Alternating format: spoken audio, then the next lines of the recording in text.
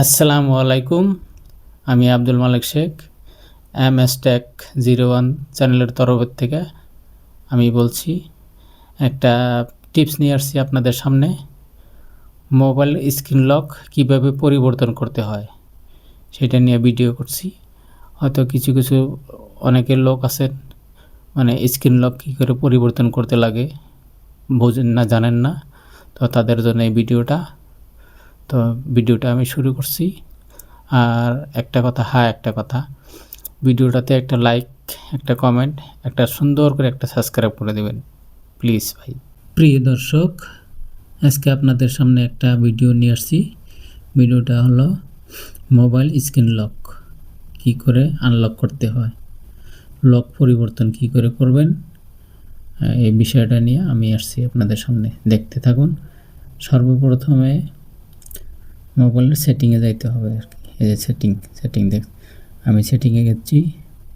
সেটিংয়ে থেকে scroll down করে নিচের দিকে আসেন। নিচের দিকে আসে সিকিউরিটির এখানে আসতে হবে।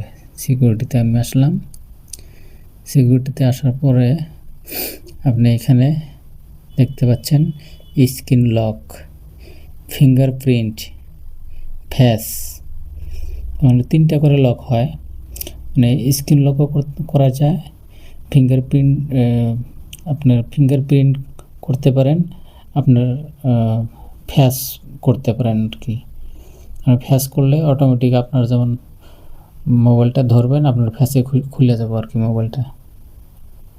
ফিঙ্গারপ্রিন্ট জানেনই, এটাই স্ক্রিন লক। সবচেয়ে থেকে স্ক্রিন লকটাই সবাই মানে ইউজ করে আর কি বেশি। আমি স্ক্রিন লকটা আপনাদেরকে চেঞ্জ করে দেখাবো আর কি।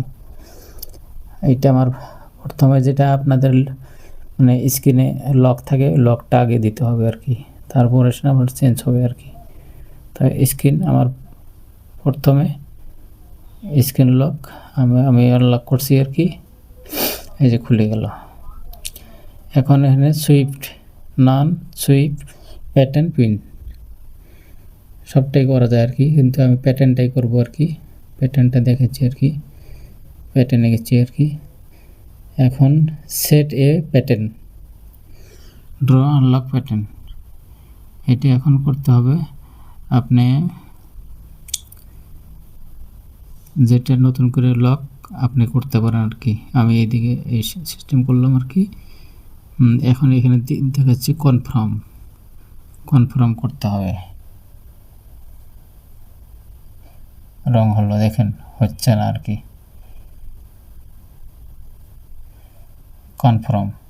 কনফার্মও ক্লিক করুন, বাস এখন আপনার লক হয়ে গেল আর কি।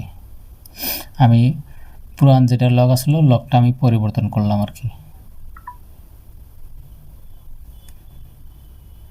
দেখুন এখন আমি লকটা